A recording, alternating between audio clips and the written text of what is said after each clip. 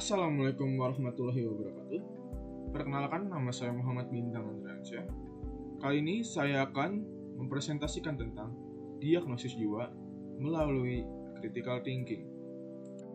Berikut ini merupakan diagnosis jiwa melalui critical thinking dan sub pokok bahasaan, yaitu dari 1 sampai 5 diantaranya. Yang pertama, mengenali diri sendiri. Yang kedua, critical thinking alat diagnosis jiwamu. Yang ketiga, identifikasi sifat jiwamu. Yang keempat, kenali penyakit hatimu. Yang kelima, obati penyakitmu dengan tauhid. Contoh yang pertama, mengenali diri sendiri menurut misi Allah. Firman-Nya, tidaklah diciptakan jin manusia kecuali untuk beribadah. Surat Az-Zariyat ayat 56. Dikatakan, Deh Mujahid dalam tafsir Al-Baghawi, tidaklah diciptakan jin dan manusia untuk merifatkan kepada penciptanya.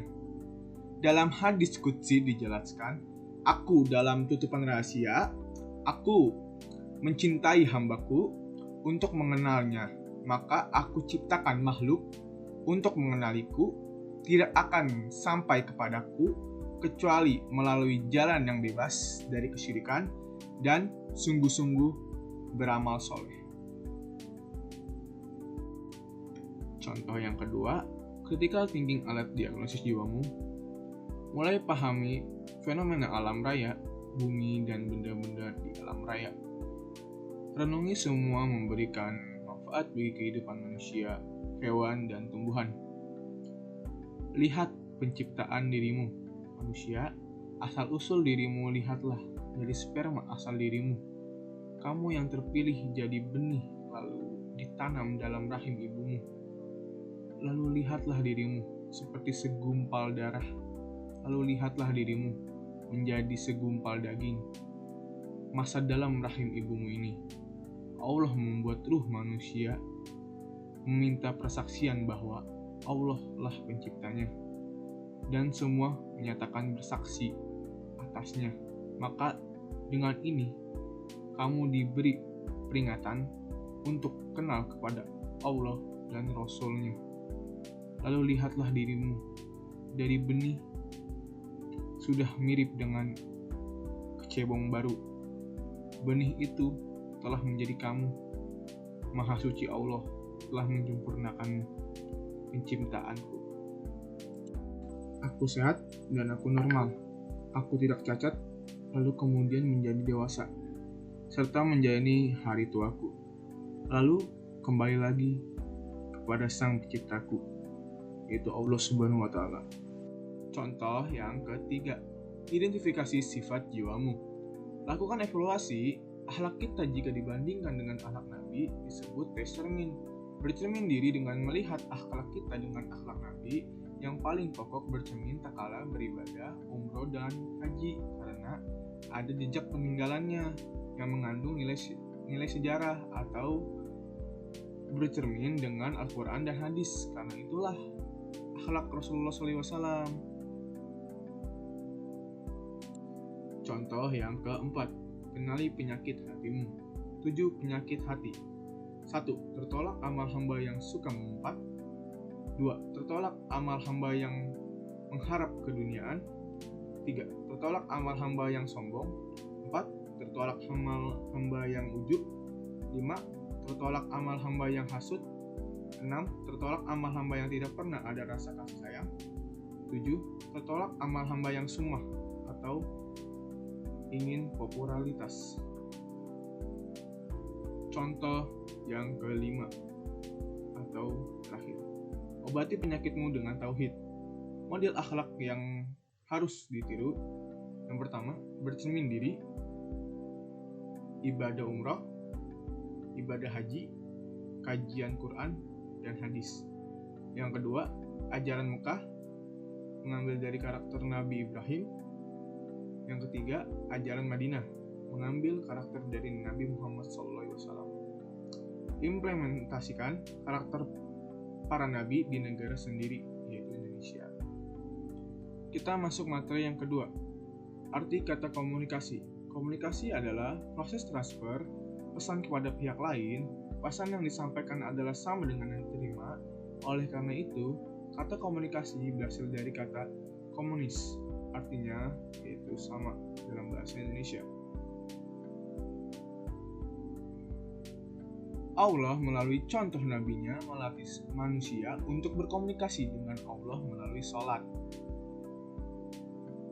Komunikasi tauhid. Komunikasi tauhid secara bahasa artinya aku menyambut panggilannya dengan ucapan labbaik. Berarti orang yang melaksanakan umroh dan haji sedang melangsungkan self communication atau berbicara dengan hati kepada Allah, Maha Penciptanya. Masuk materi yang ketiga. Tesis Nabi Ibrahim. Apa itu tesis? Tesis artinya ungkapan pernyataan yang didukung dengan argumen yang kuat.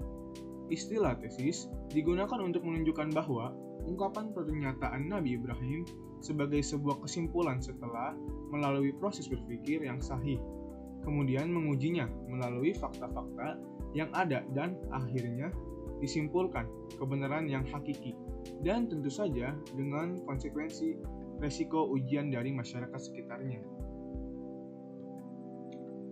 Tesis Tauhid Nabi Ibrahim. Langkah inovasi dan pembaharuan bagi bangsanya yang tenggelam dalam kebodohan, sehingga tenggelam dalam kesesatan dan keterpurukan bangsanya. Karakter beliau adalah pemberani dan tegas dalam prinsip ideologi, sehingga berani melawan arus ideologi bangsa pada zamannya. Memasuki materi keempat. Model pembaruan Nabi Ibrahim. Arti bersalawat secara hakikat, salawat kepada Nabi Ibrahim. Secara hakiki, salawat kepada Nabi Ibrahim berdoa agar memiliki sifat dan tauhid seperti Nabi Ibrahim dengan mengikuti ajarannya agar meraih ridho Allah Subhanahu wa Ta'ala.